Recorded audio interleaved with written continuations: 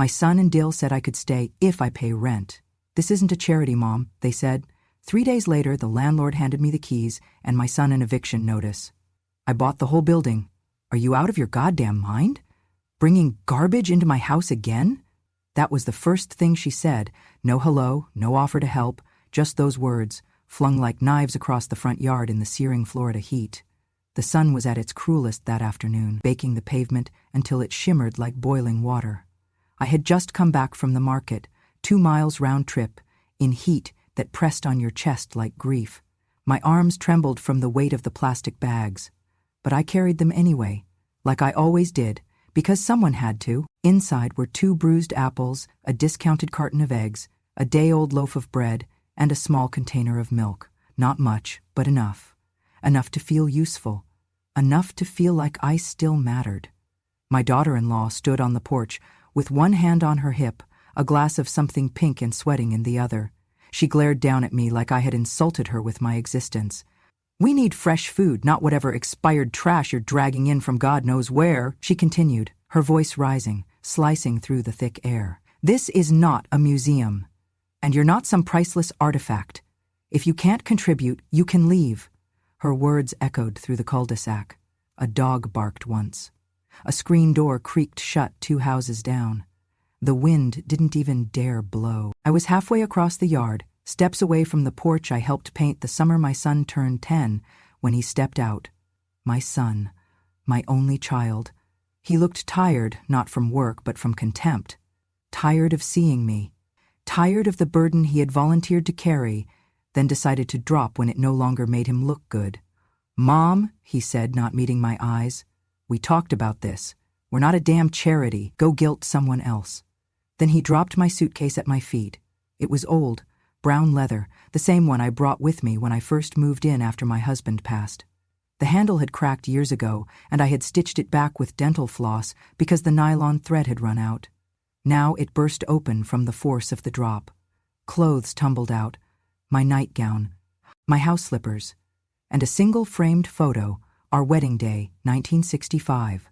The glass cracked down the center, right across Thomas's smile. No one moved to pick it up. I bent slowly, knees aching, and gathered it into my hands.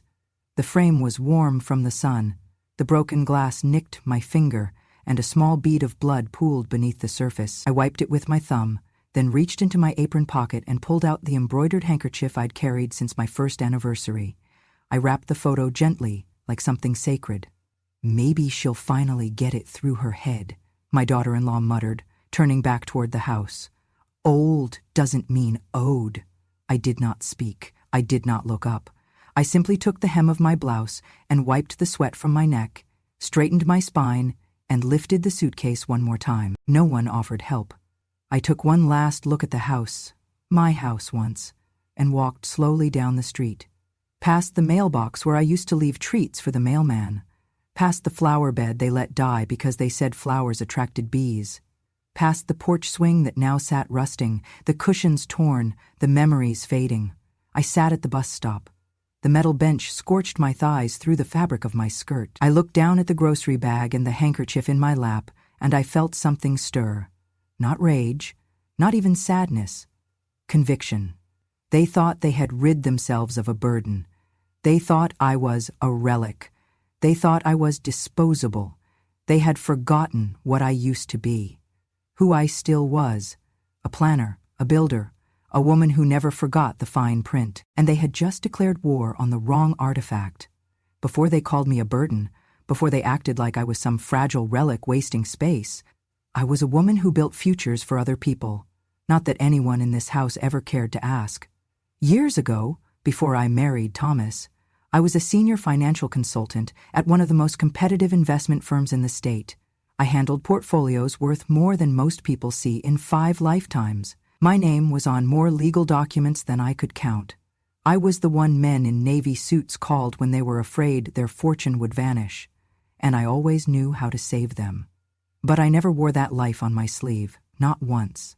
Because the moment I married Thomas, I chose to step aside, not because I had to, but because I loved the way his face lit up when he felt like he was leading. I let him take the spotlight.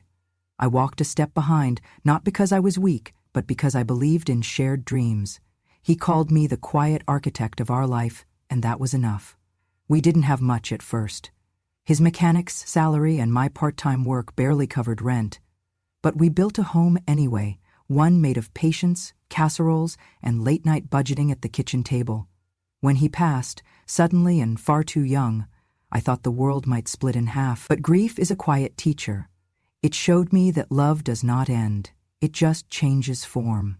I raised our son alone. No child support, no family to lean on. Just me and the boy I swaddled in blankets. Thomas never got to see him outgrow. I sewed his Halloween costumes from scratch. I worked Saturdays and Sundays. I skipped dental appointments for myself so he could have braces. And every time he outgrew his shoes, I let mine wear thin. I made sacrifices. Not the kind you write about in books. The kind no one thanks you for, but that hold the roof over your head. When the housing market crashed and prices bottomed out, I took what little I had, every penny saved from 40 years of quietly stretching dollars, and bought a small condo in a decent part of town. It was not glamorous, but it was stable. It was home. When he got married, I wanted to give them something more than congratulations and a blender. I wanted them to feel secure. I wanted them to start strong. So I did something most would call foolish. I transferred the deed to my son's name. The condo I bought with blood and frugality I signed over, trusting that the foundation I'd built would become theirs. At the time, my daughter-in-law cried. She hugged me and said I was a second mother to her. She told me I would always have a place in their home. "This is your home too," she said. "You'll always have a room here." I believed her. I believed her when she bought a rocking chair and placed it by the window for me. I believed her when she asked me to teach her how to make Thomas's favorite meatloaf. I believed her the way widows believe in warmth when the sun finally comes back after a long gray winter. But slowly that warmth turned into something else, a chill. It started with small exclusions, family dinners where my seat was mysteriously missing, outings where I was told last minute that the restaurant wasn't wheelchair-friendly, even though I do not use a chair. Then came the suggestions that I declutter, which meant my photo albums, my crochet sets, the record player Thomas saved for 2 Christmases to surprise me with. The room that was once always yours became a catch-all for laundry and unopened Amazon boxes. Then one morning, I found a real estate brochure on the kitchen counter. 3-bedroom units, modern, open plan, perfect for young families. My heart stopped when I saw the sticky note stuck on top, what we could afford if Mom moved out. They did not even bother to hide it. Still, I stayed quiet. Still, I cooked dinner. Still, I left little notes on the fridge reminding them to drink more water and check the mailbox. Because that is what women like me do. We try. We bend until something breaks. The day they told me I would have to pay rent, I laughed. I thought it was a joke. But they were serious. "This is not a charity," she said. "You can't just live here for free." "Not with how tight things are," my son added, looking at his shoes. I had not missed a single utility bill in my life. I had bought this house. I had cooked every meal in that kitchen since before they were married. Now I was just a mouth to feed, a ghost in their guest room. So I gave them what they wanted. I packed up what little they had not already reorganized, and I left. But what they failed to remember was that while I had given them the deed, I had never stopped being a strategist. They saw a soft old woman. I saw a plan with an end date. Because even now, even as they whispered behind closed doors about getting rid of me, I remembered every word of the will, every tax document, every clause and caveat that protected the person who had created the legacy. Me. They thought they had the power, but they had forgotten whose signature was on everything they claimed to own. There are wounds that bleed out in a moment. And then there are the slow ones, the cuts you do not see right away, the kind that come from silence, from indifference, from betrayal dressed in errands and accidents. I first noticed things going missing the week after the thermostat stopped working. That is what they told me. But I knew it was more than that. My sewing machine, the one Thomas bought me when I said I wanted to start my own tailoring shop, vanished from the hallway closet. My tea set, the bone china with the blue roses that only came out on anniversaries, gone from the cabinet. My first edition books sold off apparently at a local flea market for space. When I asked, she rolled her eyes. That stuff was just collecting dust. We needed room for the new air fryer. Dust, that is what I had become. Something to wipe away, to make space. I found the flyer in the recycling bin, a glossy brochure for Shady Palms Elder Care Facility. Someone had circled a suite in red marker. Underneath, written in my daughter-in-law's curling script, "Next quarter availability, ask about transport assistance." When I brought it to my son, he barely blinked. "It's not like we've made any decisions yet," he said, avoiding my eyes. "Decisions?" I asked. "About my life?" "It is not personal," he muttered. "But that is the thing about betrayal. It always is." Then came the meeting. It was a simple neighborhood gathering. Every quarter a few of us meet at the community center to go over upcoming events, bylaws, and who is behind on dues. I had been on that board longer than most of them had lived on the block. I always brought cookies. I always voted. I always showed up. But that day I showed up confused because someone had tampered with my hearing aids. The batteries had been removed. I noticed too late, just as I stood to speak. I opened my mouth to read the minutes, but all I heard was muffled laughter. I called someone the wrong name. I answered the wrong question. I repeated myself. They laughed. My daughter-in-law watched from the side of the room, smiling into her phone, like she was texting about me. I saw her type something. Then my son laughed. Not out loud, just a puff of air, a smirk, and a shake of his head. Later that night, I overheard her on the phone. "She is like a haunted doll," she said. "You move her, but she just shows up again. I swear to God, she gives me the creeps." A haunted doll. That was who I had become in their eyes. That night I overheard them laughing. Not just at me, but about me. "She is old, blind, and almost deaf," my son said, his voice relaxed in the way cruelty becomes when it feels unchallenged. "We move her out, flip the unit, and use the cash to finally go to Europe. And get the car I want," my daughter-in-law added, "with heated seats. I am so done with driving her around like a chauffeur." They toasted. To my disappearance. Not the woman who raised him through a recession. Not the woman who taught him how to tie his first tie. Not the woman who stayed up with him the night before he failed his driver's test and still told him she was proud. No. I was now a dusty ornament in the corner of their life, one they were too embarrassed to explain to their friends. And still, I did not leave. Not yet. Because some ghosts do not disappear. Some ghosts remember everything. I always believed that patience is a kind of power, even if it is quiet. And patience fed me the moment I realized nothing good was going to change unless I made it. So I hired the investigator. Not the flashy kind with sunglasses and burnt coffee breath, but a discreet professional, a young woman named Claire, who understood that privacy and proof go hand in hand. I gave her the address, the names, and a whisper of what I suspected. They were planning to sell the place without telling me, maybe even mortgage it behind my back. I gave her as much detail as I had, my name, their names, the times they kept going into the safe deposit box at the property office. Claire asked one question before she agreed. "Are you sure?" she said. "If this is real, it will change everything." "It already has," I told her. In the following week, she confirmed it all. The condo deed had been pledged as collateral to repay a personal loan they never told me about.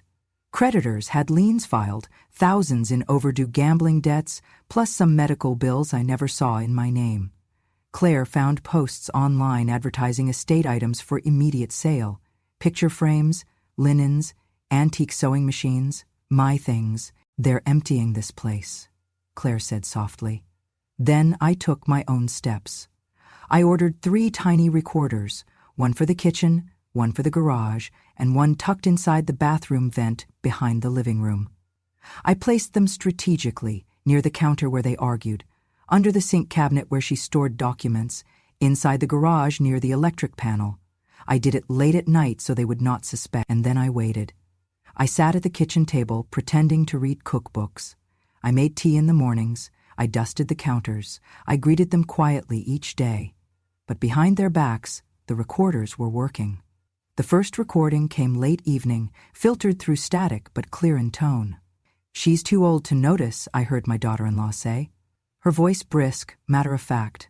"By the time she realizes she's broke, We'll have sold everything. Then we dump her in memory care, tell people she's confused, and keep the money. Simple. I pressed stop and sat still until I heard their bedroom door shut. The weight of the words hit me like cold rain. This was no argument, this was a plan. The next file came from downstairs. "She doesn't deserve rent credit," my son whispered to a man I could hear vaguely in the background. "She's dead weight. We keep her name off title and no one has to feel bad. The bank already approved the transfer once we pay them off in the autumn." There was mention of the passphrase I had used for the safe deposit key. Someone had asked for it. That meant they were counting on me not being around to sign anything. I did not confront them. I cataloged it. Then I called Maggie, the old friend, once a real estate attorney who had helped me with the title transfer when I gave the property to my son. I sent her the recordings, labeled by date and location. Within hours, Maggie called me back. "This is damning," she said. "If this is what it sounds like, you have grounds for immediate legal intervention. They are violating fiduciary duty and attempting fraud." She asked if I still had the original deed. Of course I did. I had a safe, password only I remembered. She wanted copies, and she said one phrase that felt cold in her kindness. "They will never see you coming." I spent the next 2 days gathering everything else. I retrieved bank statements. I verified the gambling debts they tried to hide. I found the paperwork for that personal mortgage note and the estimated sale price printed by their real estate agent with the line, "Anticipated closing before mother returns." Then I added my own documentation, the book of Christmas checks I donated each year, the letters from neighbors thanking me for baking cookies decades ago, the church bulletin I sponsored. I showed how I had built goodwill, credit, trust, and that I myself had been the one to secure this building years earlier under my maiden name. When I sent the final packet to Maggie, recordings, documents, archive deeds, invoice history, my hands trembled only slightly, because I knew exactly what I had. I did not need to run. I needed to stand. So I stood. I kept recording. Each day when they argued, the recorders caught the words they thought they spoke in private, the moments when condescending laughter slipped out, the admissions that I did not belong, that I had outlived my usefulness. They thought they were writing the final chapter. They put me into boxes. They dropped my frame photo in the grass. They missing-checked me on the title. They thought they had rewritten everything. But I had all the notes. Every word became a file. Every whisper a witness. I sat at the kitchen table each night, crossing off another date. Maggie said we could file a complaint, request a temporary restraining order, and freeze the transfer once we submit the evidence. And then, only then, the building would stop being their current project. But I did not push back immediately. I prepared, because when you aim to expose a lie, you do not just show the crack. You tear down the wall, and they had just helped me build it. Maggie was never the type to waste time.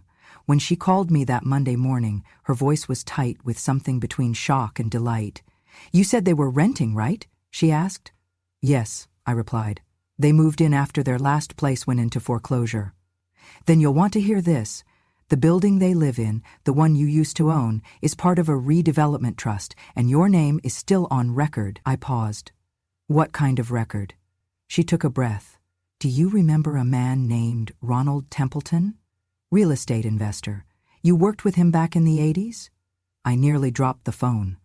Ronald was one of the few clients I advised personally when I was still in the financial world. He was rough around the edges but brilliant with property. We shared a philosophy: invest quietly, exit gracefully, and never let the sharks know you're still swimming. After I stepped back from my career, he'd insisted I remain tied into one of his long-term projects. Just a security blanket, he'd called it. I had almost forgotten. Maggie didn't. Turns out, Ronald built the complex your son rents in, and guess who owns a silent equity share in that property? I blinked. Me? You. Through a holding account still active under your maiden name. And here's the kicker. The building bylaws include a clause. If a tenant is found guilty of legal misconduct or fraud, especially toward a family member, the silent equity partner has the right to buy out the property under priority claim at current market rate. It took me a moment to breathe again. You mean I can buy the building? You do not just mean You are entitled to, and with the evidence you've collected, the fraud is undeniable. Between the unauthorized lien filings, the attempt to sell without consent, and the abusive conduct toward you as a former legal owner, we have more than enough." I was silent. My hands felt warm. "So," Maggie said, the smirk audible in her tone, "what do you want to do?" I did not hesitate. "Buy it." She laughed. "Thought you'd say that. The paperwork's already in motion. And Ronald? He remembered you. He said, and I quote, 'I always knew that woman would outlive the bastards.'" It took 3 days. 3 days for the documents to finalize, for Maggie and Ronald to co-sign the final transfer, for the bank to release the legal hold, for the management company to receive the official notification. Effective immediately, new ownership had taken over. My name. Mine. I sat in Maggie's office the afternoon the ink dried, holding a warm mug of chamomile as she slid the final envelope across the table. Inside were keys, a full set, labeled for every apartment, including one with a chipped brass tag, Unit 4B. My son's. Maggie tapped it. "This one is special," she said, "because now you are his landlord." I did not cry. I smiled, a deep, quiet smile. One that reached all the way back to the woman I had been before apron strings and polite thank yous replaced my name on the door. 3 hours later, a notice was slipped under their door. Effective immediately, due to confirmed legal and ethical violations, their lease would not be renewed. They had 30 days to vacate or face formal eviction proceedings. I made sure it was printed on paper with my letterhead, and at the bottom I included a short note. "This is not a charity, but thank you for reminding me who I am." They had no idea what hit them. But that was the beauty of silence. You never hear it coming until it is already over. It was the kind of event they loved, an open-air block party thrown by the condo board, full of cheap white wine and even cheaper conversation. My daughter-in-law wore a tight, lemon-shallow dress that shimmered like it belonged on a younger woman, and she held court near the grill like a queen expecting her crown. "We're finalizing the mortgage next week," she told the couple from 5C, her voice just loud enough to carry.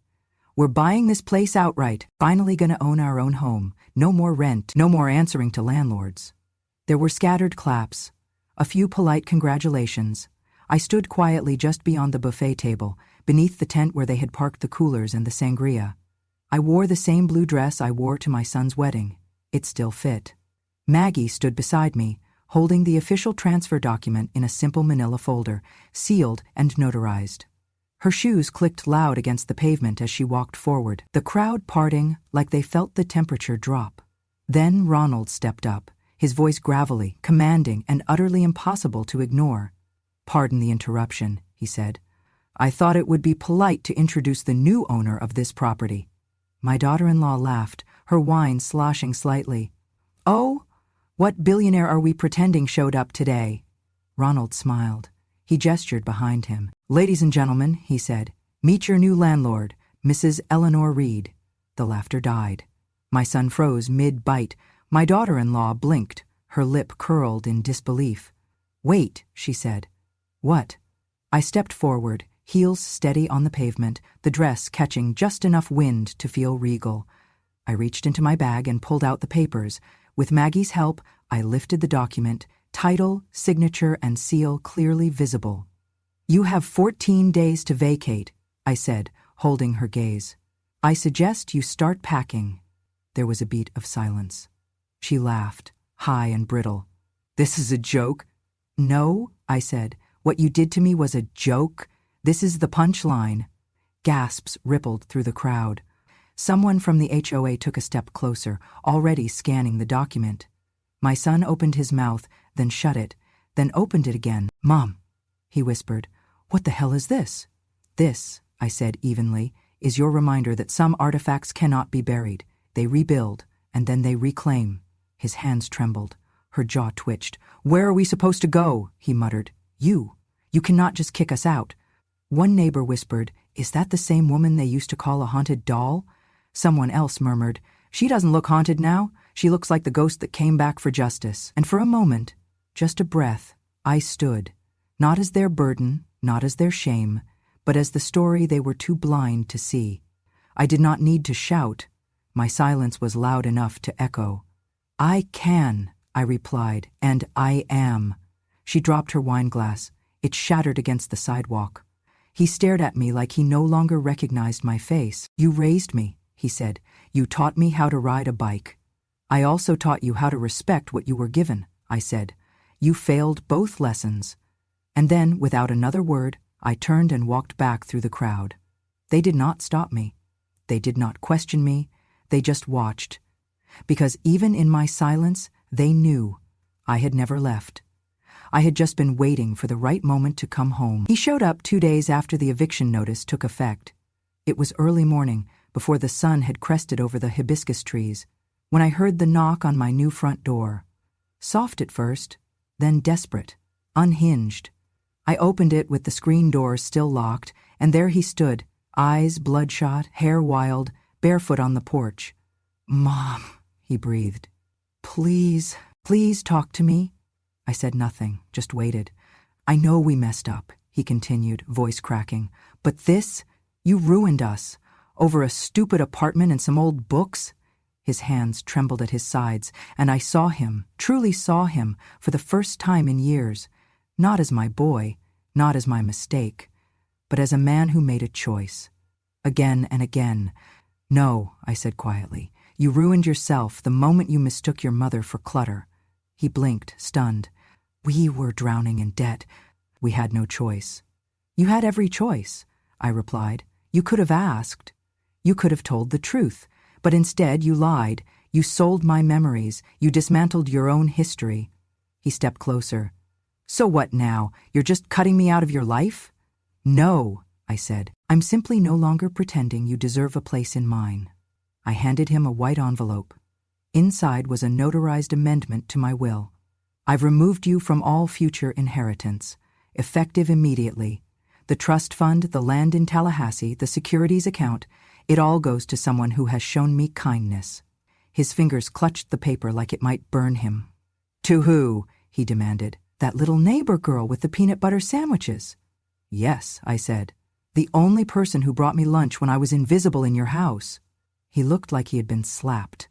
"You're giving everything to a stranger's kid?" I shook my head. "She's not a stranger. She listened. She remembered. She called me Grandma when you wouldn't even call me human." He collapsed onto the steps, hands in his hair. "I needed you," he whispered. "I needed help. And I was there," I said, "until you made me disappear."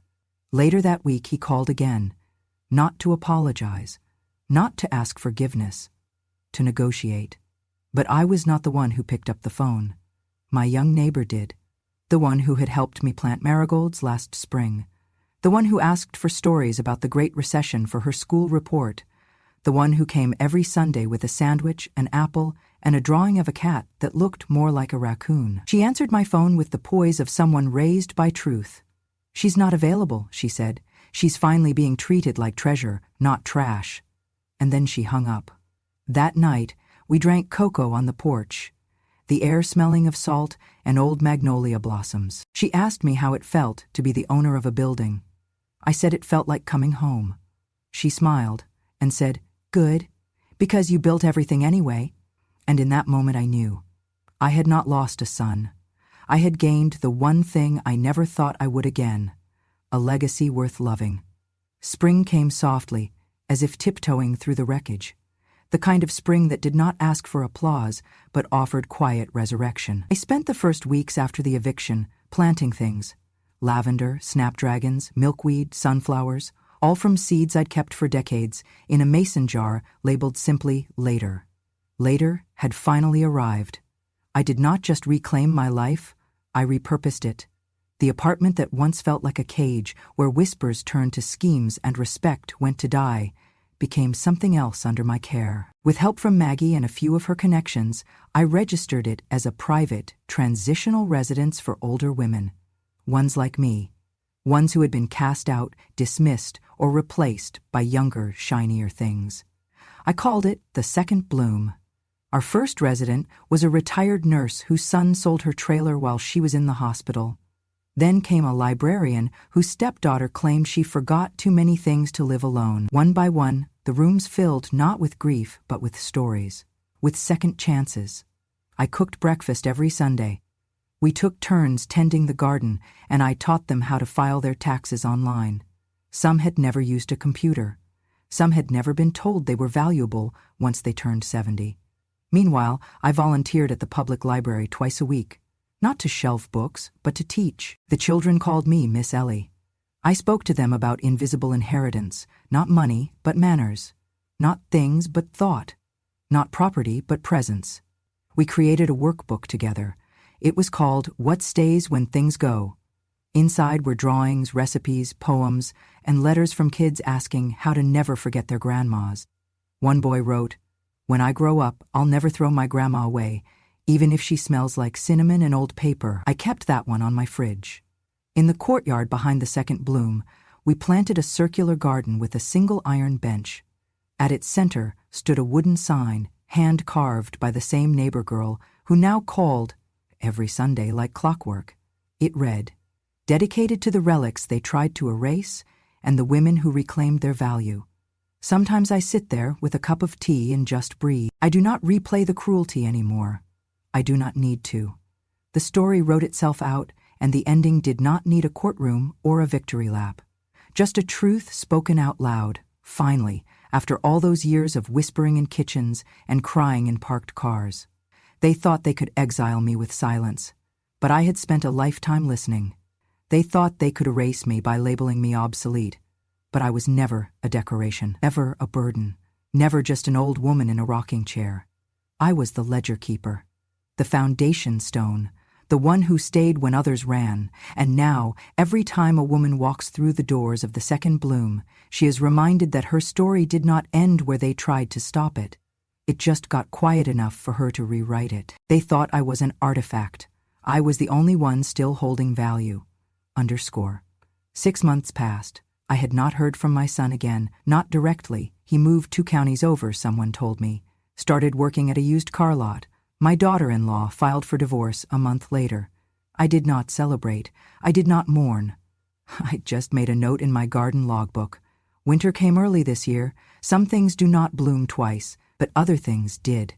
The neighbor girl, her name was Lila, started spending more time at the second bloom. At first, she helped file papers and alphabetize pantry donations, but soon she stayed for other reasons. She liked the way the women talked to her, like she mattered. She liked the stories, the embroidery lessons, the way we let her braid our hair, even if her hands were clumsy. One day, I found her sitting with a woman named Rose.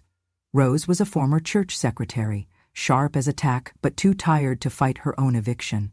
Lila was reading aloud from Rose's favorite book, her voice clear and steady. "She said she wants to help record everyone's story," Rose told me later. "Says the world forgets too easy." That night, I wrote Lila into the trust, not just as a beneficiary, as a steward.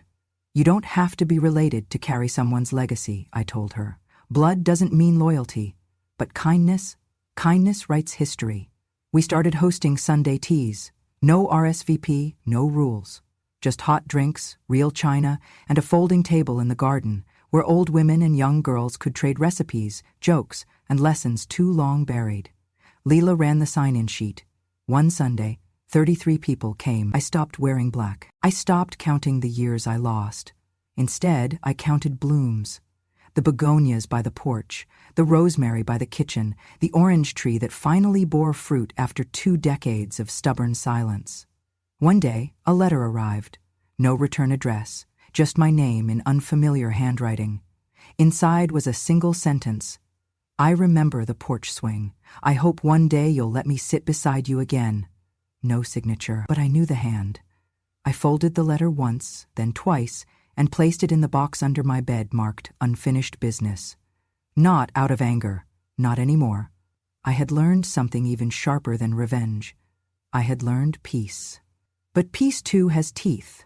Peace means building something no one can tear down.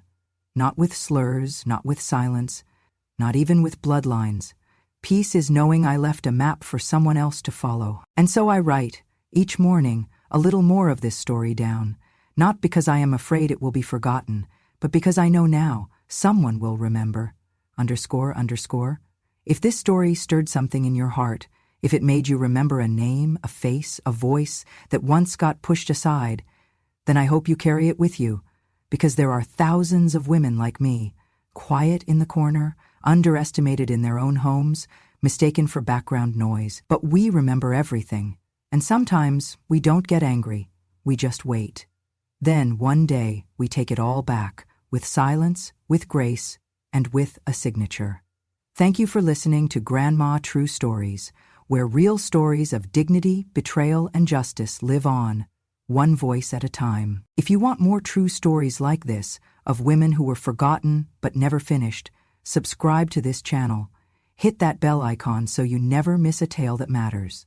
Because revenge has no expiration date, and when a grandma speaks, the world finally listens.